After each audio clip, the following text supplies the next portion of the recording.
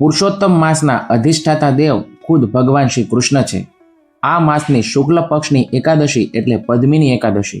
શ્રીલ પ્રભુપાદે હંમેશા ભારપૂર્વક કહ્યું છે કે એકાદશીનો અર્થ છે માધવ તિથિ, એટલે કે ભગવાન શ્રી કૃષ્ણની ભક્તિ વધારવાનો દિવસ. આ દિવસે ભૌતિક ઈચ્છાઓને છોડીને માત્ર હરિકીર્તન, જપ અને ભગવત સેવા કરવાથી જીવ જન્મ મરણના ફેરામાંથી મુક્ત થઈ શકે છે. પુરુષોત્તમ માસ પોતે જ ભગવાન શ્રી કૃષ્ણને અતિ પ્રિય છે. તેથી આ માસમાં કરવામાં આવતી ભક્તિનું ફળ હજારો ગણો વધી જાય છે. આ એકાદશીના મહાત્મ્યની કથાનો ઉલ્લેખ પદ્મ પુરાણમાં મળે છે, જે મહારાજ યુધિષ્ઠિર અને ભગવાન શ્રી કૃષ્ણ વચ્ચેના સંવાદ રૂપે છે. ત્રેતાયુગમાં મહિષ્મતી નગરમાં કૃતવીર્ય નામનો એક પરમ પ્રતાપી રાજા રાજ્ય કરતો હતો. રાજા પાસે વૈભવ, સુખ અને અનેક રાણીઓ હતી, પરંતુ તેને કોઈ સંતાન ન હતું.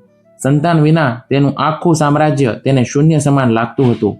વર્ષો સુધી અનેક યજ્ઞો અને વ્રતો કરવા છતાં પણ તેને પુત્ર પ્રાપ્તિ ન થઈ. નિરાશ થઈને રાજા કૃતવીર્યે પોતાનું રાજ્ય મંત્રીઓને સોંપ્યું અને તપસ્યા કરવા વનમાં જવાનો નિર્ણય કર્યો. તેની પતિત પાવની પત્ની હરિશ્ચંદ્રની પુત્રી પદ્મિની પણ તેની સાથે વનમાં ગઈ. ગંધમાદન પર્વત પર રાજાએ હજારો વર્ષો સુધી ઘોર તપ કર્યું, છતાં તેમની ઈચ્છા પૂરી ન થઈ. રાજાનું શરીર સુકાઈ ગયું, પણ સંતાન પ્રાપ્તિનો યોગ ન બન્યો. રાણી પદ્મિનીએ પતિની આ સ્થિતિ જોઈને સતી અનસુયા પાસે જઈને ઉપાય પૂછ્યો. હે માતા, મારા પતિએ આટલું કઠોર તપ કર્યું છતાં પણ ભગવાન પ્રસન્ન ન થયા. કૃપા કરીને મને કોઈ એવું વ્રત બતાવો જેનાથી ભગવાન નારાયણ પ્રસન્ન થાય અને અમને પુત્ર રત્ન મળે. સતી અનસુયાએ દિવ્ય દ્રષ્ટિથી જોઈને કહ્યું, અત્યારે અધિક માસ ચાલી રહ્યો છે, જે ભગવાન પુરુષોત્તમને અતિ પ્રિય છે. આ માસના શુક્લ પક્ષમાં આવતી એકાદશી પદ્મિની એકાદશી તરીકે ઓળખાય છે. જો તું આ એકાદશીનું વિધિપૂર્વક વ્રત કરીશ તો ભગવાન તારા ઉપર અવશ્ય પ્રસન્ન થશે. રાણી પદ્મિનીએ સતી અનસુયાના કહ્યા અનુસાર અત્યંત શ્રદ્ધાપૂર્વક પદ્મિની એકાદશીનું નિર્જળા વ્રત કર્યું અને ભગવાન હરિના નામનું કીર્તન કર્યું. રાણીની શ્રદ્ધા જોઈને ભગવાન પુરુષોત્તમ પ્રગટ થયા અને વરદાન માંગવા કહ્યું. રાણીએ વિનમ્રતાપૂર્વક કહ્યું, હે પ્રભુ, મારા બદલે મારા પતિને વરદાન આપો. ભગવાને રાજા કૃતવીર્યને કહ્યું, હું તારી પત્નીના આ એકાદશી વ્રતથી અતિ પ્રસન્ન છું. માંગો, શું વરદાન જોઈએ છે? રાજાએ વરદાન માંગ્યું, મને એક એવો પુત્ર આપો જે ત્રણેય લોકમાં અજય હોય, દેવતાઓથી પણ પરાજિત ન થાય અને માત્ર તમારા સિવાય તેને કોઈ જીતી ન શકે.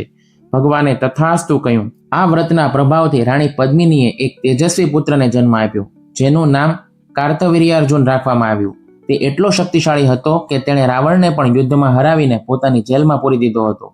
પાછળથી જ્યારે ભગવાન વિષ્ણુએ પરશુરામ અવતાર લીધો ત્યારે જ તેનો ઉદ્ધાર થયો. શ્રીલ પ્રભુપાદ અને આપણા આચાર્યો આ કથાના માધ્યમથી આપણને ખૂબ ઊંડો આધ્યાત્મિક સંદેશ આપે છે કે રાજા કૃતવીર્યે ભૌતિક ઈચ્છા એટલે કે પુત્ર પ્રાપ્તિ માટે વ્રત કર્યું હતું, પરંતુ ગૌડીય વૈષ્ણવો માટે એકાદશીનો અર્થ શુદ્ધ કૃષ્ણ ભક્તિ મેળવવાનો છે. શ્રીલ પ્રભુપાદ કહેતા કે આપણે ભગવાન પાસે ભૌતિક વસ્તુઓ ન માંગવી જોઈએ, પણ ભગવાનની અખંડ સેવા માંગવી જોઈએ. પુરુષોત્તમ માસ ભક્તિના સેલ જેવો છે. આ સમયે કરવામાં આવેલું નાનું અમથું પણ આધ્યાત્મિક કાર્ય અક્ષય પુણ્ય અને કૃષ્ણ પ્રેમ આપે છે. આ દિવસે ભક્તોએ વધારેમાં વધારે હરે કૃષ્ણ મહામંત્રના જપ, ભગવદ્ ગીતા અને શ્રીમદ ભાગવતમના શ્રવણમાં સમય વિતાવવો જોઈએ. તો આ 27 તારીખે આવતી પવિત્ર પદ્મિની એકાદશીના દિવસે ભગવાન શ્રી કૃષ્ણના ચરણોમાં આપણે પ્રાર્થના કરીએ કે આપણને બધાને શુદ્ધ હરિભક્તિ પ્રાપ્ત થાય. આપ સૌને પદ્મિની એકાદશીની હાર્દિક શુભકામનાઓ. હરે કૃષ્ણ.